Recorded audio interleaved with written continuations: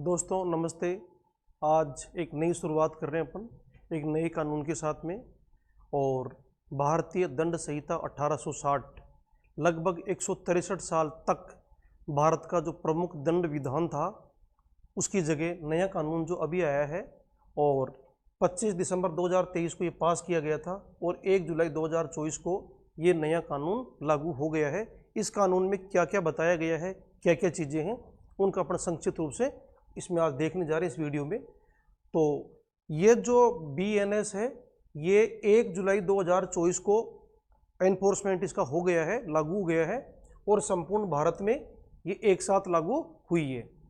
एक सेक्शन था इसका 106, उसका सबसेक्शन 2 है, वो एप्लीकेबल नहीं हुआ है। इसके अलावा इसके सारे प्रोविजन थे वो इसमें लागू हो गए हैं।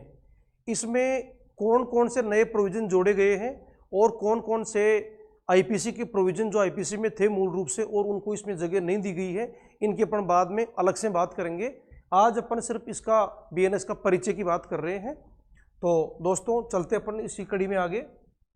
चैप्टर इसका जो फर्स्ट है इसमें ये इसका इंट्रोडक्शन देता है इसका कि इसका नाम क्या होगा, ये कब एप्लीकेबल होगी और ये इंडिया के बाहर के अपराधों का या इंडिया के अपराधों का कौन कौन से अपराध जो किस लैंड पर किए गए, टेरिटरी है जो इंडिया की उसमें किए गए अपराधों के संबंध में बात करता है ये।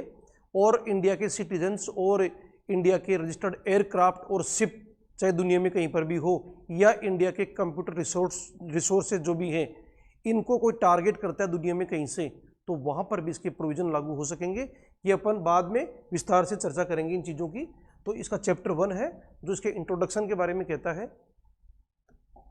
दोस्तों जो चैप्टर 2 है इसका वो दंडों के विषय में है कि पनिशमेंट कौन कौन से दिए जा सकते हैं, जैसे डेथ पेनल्टी है, इम्प्रिजनमेंट फॉर लाइफ है, आजीवन कारावास।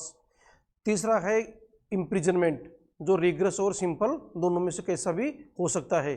फिर आता है फॉरफीचर ऑफ प्रॉपर्टी, संपत्ति का संपहरण।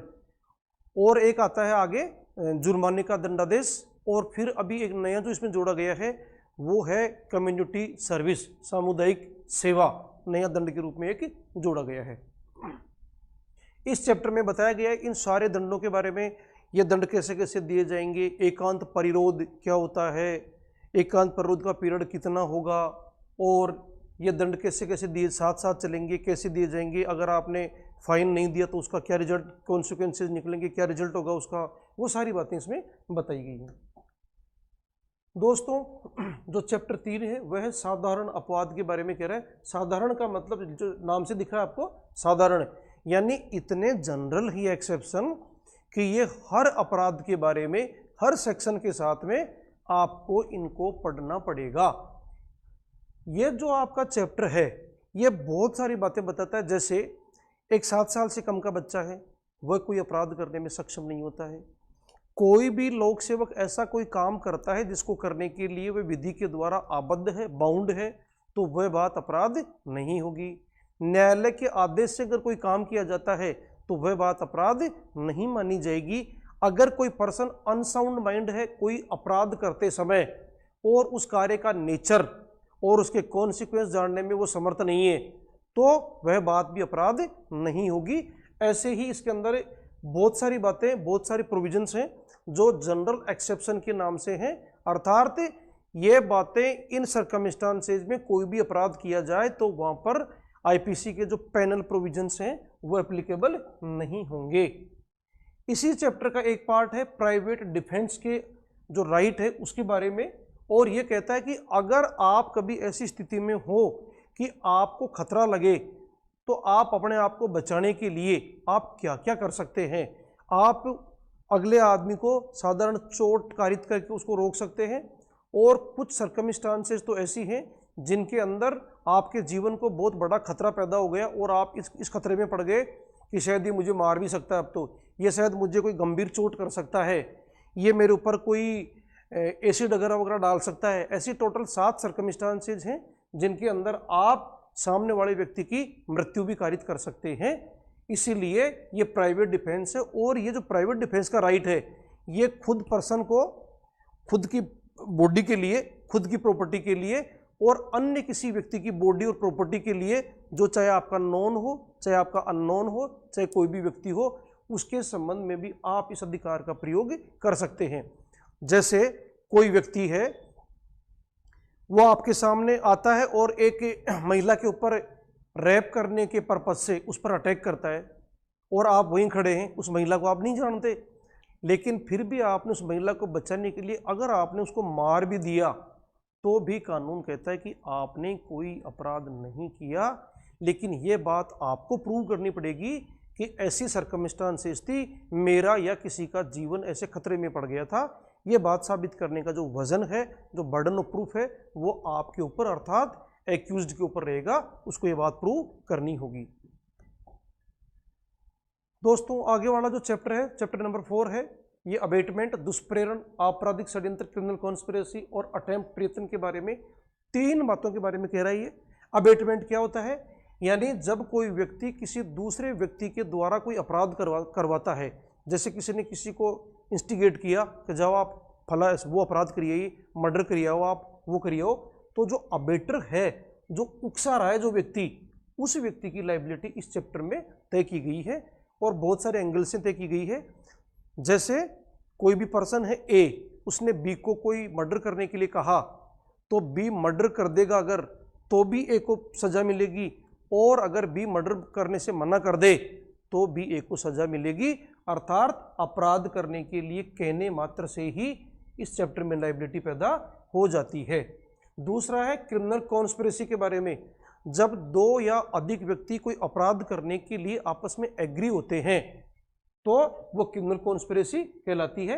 दूसरा अटेम्प्ट के बारे में है, यानी आप कोई अपराध करना चाहते थे, आपका क्रिमिनल इंटेंशन था, साधन सारे आपने इकट्ठे कर लिए थे, उसके बाद में आप अपराध करने के लिए आगे कदम बढ़ाया, आपने कुछ कार्य किया, लेकिन आपकी कैपेसिटी से बियॉन्ड कोई पावर आ गई, ऐसी कोई चीज आ गई जिसने आपको अपराध नहीं करने दिया, तो आपने उस अपराध का अटेम्प्ट कर दिया। दोस्तों चैप्टर जो 5 है वो महिला और बालकों के विरुद्ध जो अपराध हैं उनके विषय में बहुत सारी बातें ये चैप्टर अपन को बताने जा रहा है। और आपको जैसे पता होगा कि पहले ये महिलाओं के संबंध में और बच्चों के संबंध में जो अपराध थे वो किसी एक चैप्टर में नहीं थे, अलग अलग चैप्टरों के अंदर थे। अब उन सभी को एक ही चैप्टर में कर दिया गया है। जैसे लैंगिक अपराधों के विषय में इसके अंदर रेप जैसे अपराध है, बलात्कार जैसे अपराध हैं, उनके बारे में चर्चा की गई है। दूसरा है महिला के साथ छेड़छाड़ करना, महिला के ऊपर कोई भी ऐसे हमला करना, महिला को टच करना, बैड टच करना, उसका पीछा करना, वो महिला के विरुद्ध आपराधिक बल और हमले के विषय में जो चैप्टर है, सब चैप्टर जो इसका है उसमें इन बातों को कवर किया गया है। इसकी जो अगली बात की गई है वो है आपका मैरिज के बारे में। अब जो अपराध हैं, जैसे कोई पर्सन है वो ऑलरेडी मैरिड है और उस मैरिज के रहते हुए वह कोई दूसरी शादी कर लेता है, जिसको इंग्लिश में बाइगेमी बोलते हैं, यानी द्विविवाह। उसके बारे में किसी से छुपाकर द्विविवाह करना, उसके बारे में इस तरह के प्रोविजन इस चैप्टर में किए गए हैं। दोस्तों अगली जो बात आ रही है मिसकैरेज, कॉजिंग मिसकैरेज, उसके बारे में आ रही है। गर्भपात कारित करने के विषय में, महिला है उसके गर्भ में कोई बच्चा बच्ची है और उसको अबॉर्ट करवा दिया गया, तो उन बातों के दंड के विषय में इस जो आपका जो सब टाइटल है जो इसके अंदर इसको बताया गया है। फिर बात कर रहे हैं अपन बालकों के विरुद्ध अपराधों के विषय में। बच्चों के बारे में बहुत सारे अपराध हैं। बच्चों के बारे में यहाँ पर सेक्सुअल ऑफेंस की चर्चा नहीं की गई है। 18 साल से कम उम्र के जो बच्चे और बच्चियाँ, लड़का लड़की हैं, उनके विरुद्ध सेक्सुअल ऑफेंस अगर हो रहे हैं तो उनको ये चैप्टर कवर करेगा, उनको ये चैप्टर कवर करेगा, उनको ये चैप्टर भी कवर कर सकता है, ये भी कवर कर सकता है। लेकिन इसके अंदर बच्चों का शोषण करना है, बच्चों से कोई ज़्यादा काम करवाना है, ज़बरदस्ती कोई काम करवाना है, उन चीज़ों के लिए इस चैप्टर में प्रोविज़न किया गया है। अब आता है दोस्तों बहुत इंपॉर्टेंट चैप्टर, चैप्टर नंबर 6, मानव शरीर पर प्रभाव डालने वाले अपराधों के विषय में। आप जैसा देख पा रहे हैं, किसी का हाथ तोड़ दिया, किसी का पैर तोड़ दिया, किसी की फसली तोड़ दी, किसी के सर पे मारी, किसी की आंख फोड़ दी, इन सब चीज़ों के बारे में चर्चा की गई है। सबसे पहला इसके जीवन के लिए संकटकारी अपराधों के विषय में इस टाइटल के अंदर जो चर्चा की गई वो की गई है कल्पेबल होमिसाइड की, मर्डर की, किसी को सुसाइड करने के लिए उकसाना, उन बातों की सबसे बड़े अपराध हैं इस चैप्टर के, वो यहीं पर है। इसका जो दूसरा भाग है उसमें उपैथी यानी हर्ट यानी चोट के विषय में, आपने किसी के सिंपल हर्ट की है, ग्रीवियस हर्ट की है, किसी का हाथ तोड़ दिया, पैर तोड़ दिया, उसका अलग पनिशमेंट है। लठ देके लाठी से मार के किसी के आपने हाथ पैर तोड़ दिए, उसका अलग पनिशमेंट है। किसी शार्प वेपन से या डेडली वेपन से अगर आपने किसी को कोई भी फ्रैक्चर किया है, उसका अलग पनिशमेंट है। अगला जो इसका जो टॉपिक है वो है सदोष अवरोध और सदोष परिरोध के विषय में, यानी रॉन्गफुल रिस्ट्रेंट और रॉन्गफुल कन्फाइनमेंट के विषय में। ये दो अपराध हैं जब कोई व्यक्ति किधर किसी दिशा में जाने का राइट है उसको, और आपने उसको उस रास्ते से नहीं जाने दिया, लेकिन ऑप्शन में जो दूसरा रास्ता था उससे वो चला गया, तो आपने उसका कर दिया सदोष अवरोध। और आपने अगर किसी को बंद कर दिया बिल्कुल यहाँ पर, यहाँ से आप बाहर नहीं जा सकते, तो वो है सदोष परिरोध। अगली बात अगर अपन इसमें करें तो आपराधिक बल और हमले के विषय में इस चैप्टर में जो बात की गई है, यानी किसी पर्सन को, जैसे आपने कोई भी ऐसा जेस्चर किया, ऐसी प्रिपरेशन करी और अगले वाले को लगने लगता है कि ये मेरे को मारने वाला है, तो हमला और आपराधिक बल दोनों के बारे में इस चैप्टर में बात करी गई है। ये जो चैप्टर अपना, इसी का जो चैप्टर का जो पार्ट है, ये आपका अपहरण, व्यपहरण, दासत्व और बलात्सर्म, यानी इसमें अबडक्शन, किडनैपिंग, इनके बारे में बात की गई है।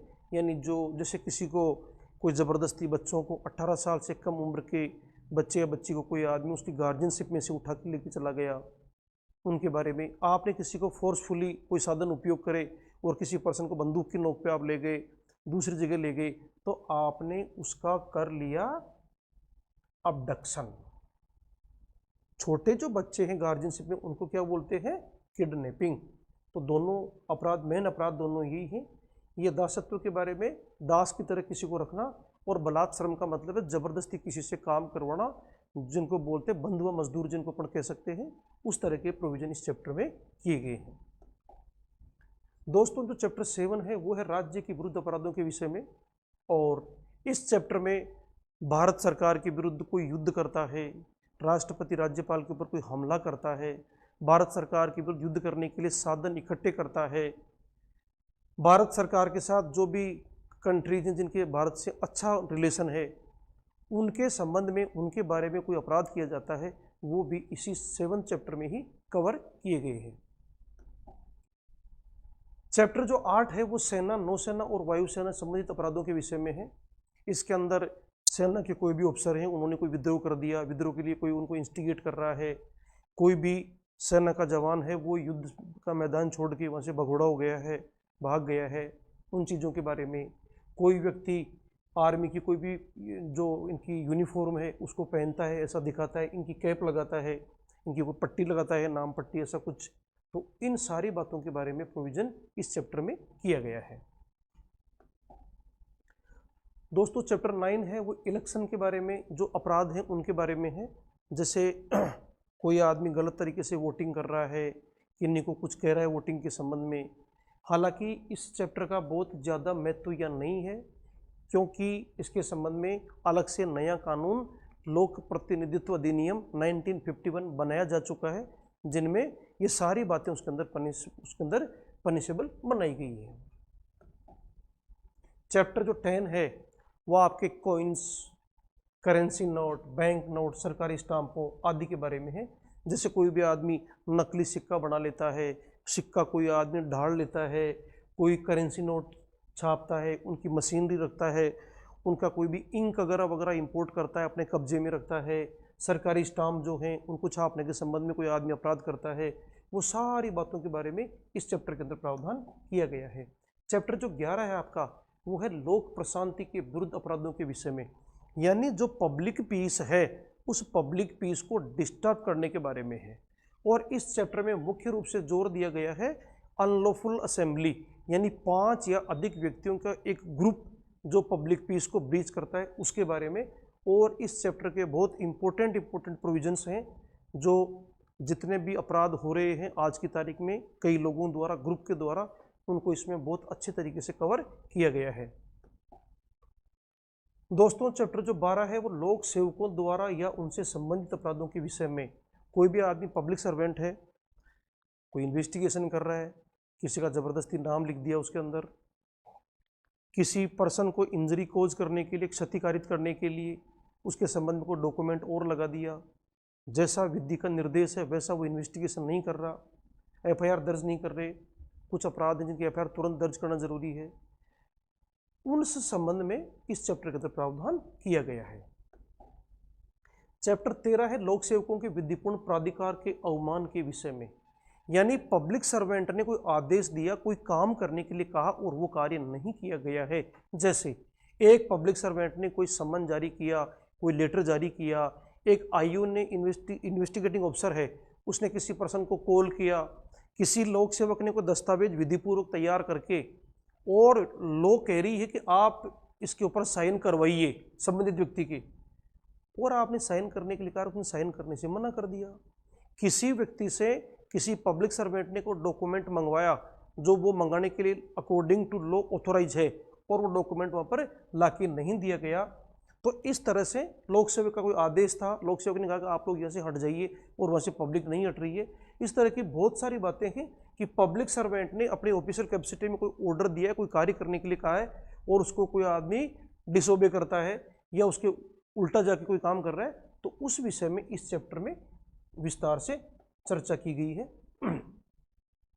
चैप्टर 14 है मिथ्या साक्ष्य और लोक न्याय के विरुद्ध अपराधों के विषय में, यानी इस चैप्टर में बताया गया है कि पब्लिक सर्वेंट या कोर्ट के सामने जो जाके लोग झूठी गवाही देते हैं उनके संबंध में इस चैप्टर में प्रावधान किया गया है। इसमें दो मुख्य बातें हैं, मिथ्या साक्ष्य देना और मिथ्या साक्ष्य गढ़ना, यानी गिविंग फॉल्स एविडेंस और फैब्रिकेटिंग फॉल्स एविडेंस। जब कोई व्यक्ति झूठ बोलता है तो वह है गिविंग फॉल्स एविडेंस। जब कोई व्यक्ति कोई सर्कमस्टांसेज क्रिएट करता है किसी व्यक्ति को पनिश कराने के पर्पज से, जैसे एक व्यक्ति ने किसी के बैग के अंदर अफीम डाल दी और यह समझता है कि इसको आज पुलिस की चेकिंग चल रही, पुलिस इसको पकड़ेगी और इसको एनडीपीएस के मुकदमे में बंद करेगी, तो उस पर्सन ने क्या किया, उसने मिथ्या साक्ष्य गढ़ा है, फैब्रिकेटिंग फॉल्स एविडेंस। तो इस चैप्टर में इन विषयों के बारे में बात की गई है। अब आपने जो मिथ्या साक्ष्य दिया है वो कैसे अपराध में दिया, डेथ पेनल्टी वाले में दिया है और उसका परिणाम क्या निकला आगे जाके, इन बहुत सारी बातों पे अलग अलग तरह के दंडों का इस पे निर्धारण किया गया है। दोस्तों चैप्टर 15 है लोक स्वास्थ्य, सेम, सुविधा, शिष्टता और सदाचार पर प्रभाव डालने वाले अपराधों के विषय में। इस चैप्टर में बात की गई है, सबसे बड़ी बात है वो है पब्लिक न्यूसेंस के बारे में, यानी कोई भी व्यक्ति अगर लोक शांति में कोई भी बाधा डालता है किसी भी तरह से, वाटर पोल्यूशन करता है, एयर पोल्यूशन करता है, तेज आवाज़ें करता है, आपके आसपास कोई ऐसी गंदगी डालता है जिससे कोई बदबू आ रही है, उसके बारे में। कोई भी आदमी पब्लिक रोड है उसके ऊपर कोई गाड़ी बहुत ही नेग्लिजेंट तरीके से चला रहा है, बहुत ही आवाज़ करके आवाज़ वाली गाड़ी चला रहा है, ऐसा कुछ कर रहा है, वो सारी बातें जो एक आम पब्लिक के शांतिपूर्वक जीने में जो बाधाएं डालती हैं, उन सब बातों को इसके अंदर, इस चैप्टर के अंदर प्रावधान किया गया है। दोस्तों चैप्टर जो 16 है वो धर्म से संबंधित अपराधों के विषय में है, और जैसा कॉन्स्टिट्यूशन कहता है अपना, वैसा ही इस चैप्टर में बताया गया है कि सभी व्यक्तियों को अपना धर्म मानने का अधिकार है। आप दूसरे धर्म के बारे में ऐसा कोई भी लेख प्रकाशित नहीं करेंगे, कोई बात नहीं कहेंगे, आप किसी भी धर्म की इंसल्ट नहीं करेंगे, उसके बारे में ऐसा कोई लेख जारी नहीं करेंगे, ऐसी कोई बातें नहीं फैलाएंगे। तो ऐसी जो बातें हैं वे सारी इस चैप्टर 16 के अंदर उनका प्रावधान किया गया है। चैप्टर 17 की बात करें तो एक बात समान है आईपीसी में और इस बीएनएस में, उसका भी चैप्टर नंबर जो 17 था वो ऑफेंस अगेंस्ट प्रॉपर्टी था, और इसमें भी चैप्टर नंबर 17 ही है, संपत्ति के विरुद्ध अपराधों के विषय में। ये जो चैप्टर है प्रॉपर्टी के अगेंस्ट में कौन कौन से अपराध हो सकते हैं उनके बारे में बात करता है, जैसे थेफ्ट हो सकती है, यहाँ पर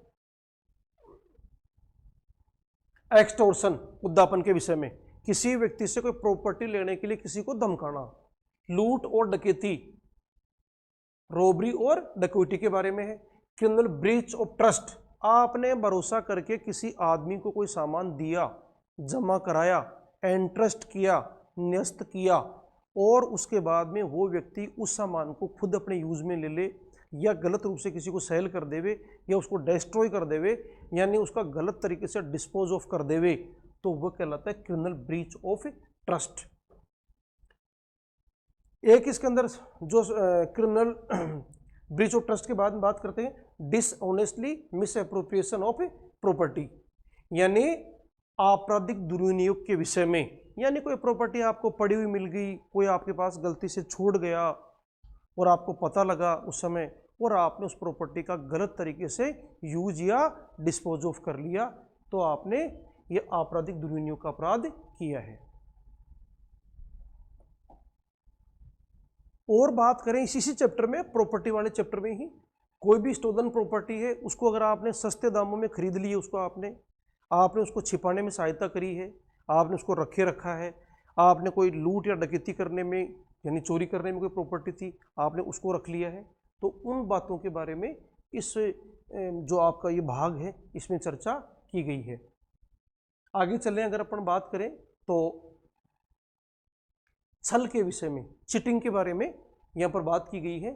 चीटिंग के बारे में यानी जो चीज़ जैसी थी या जैसा बता रहे थे वैसा मामला नहीं है।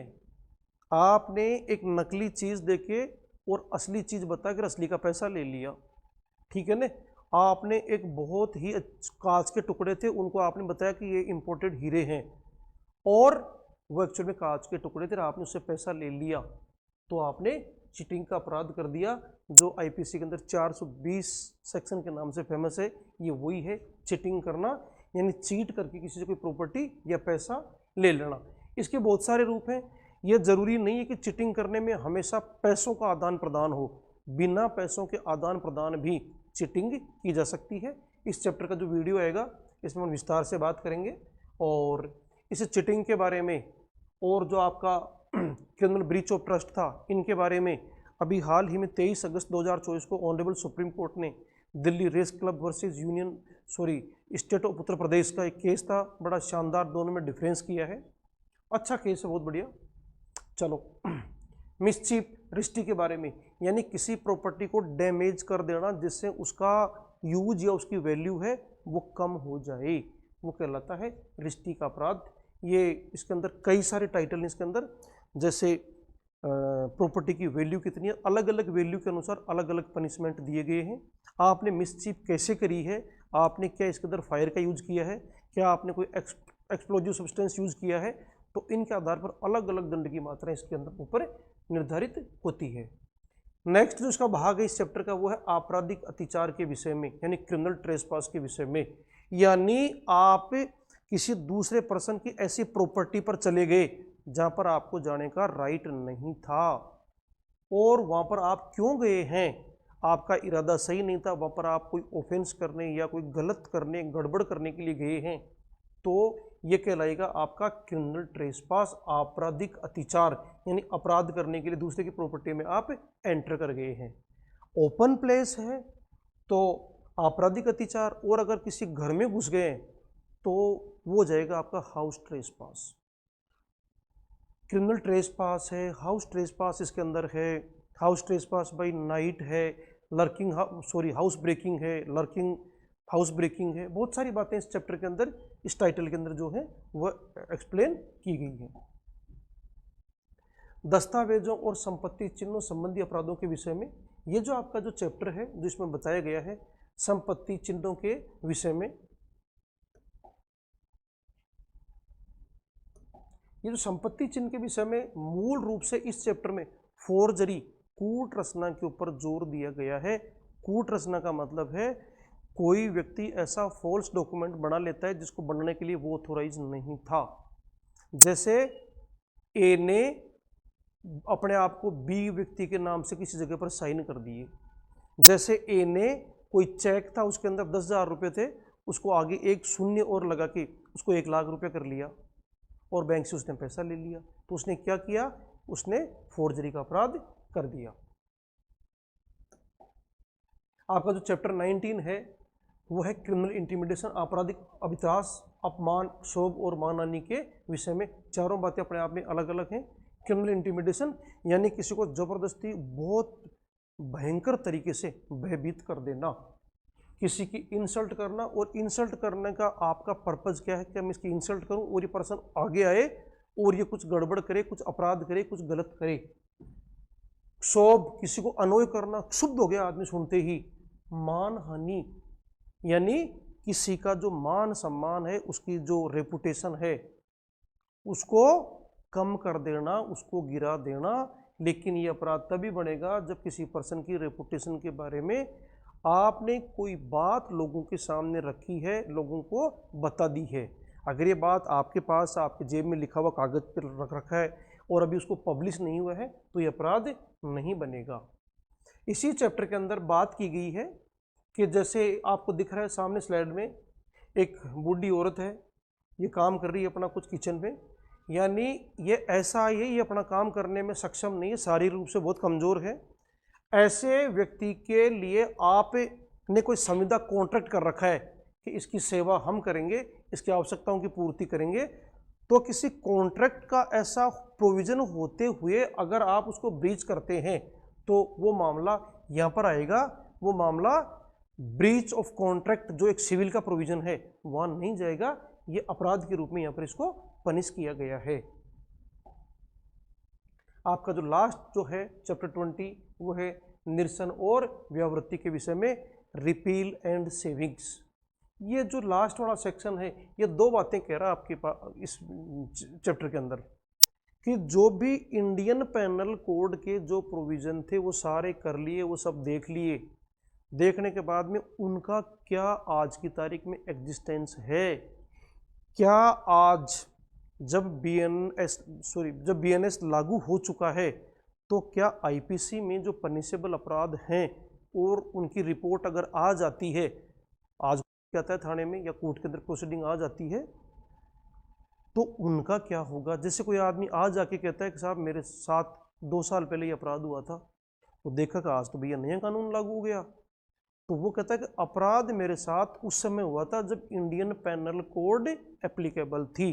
तो उन बातों का क्या करें, तो उन चीज़ों के लिए सेविंग्स के बारे में बताया गया है कि कुछ चीज़ें जो थी इंडियन पेनल कोड की वो प्रोविज़न हमने ख़त्म कर दिए और कुछ बातें हमने रख ली।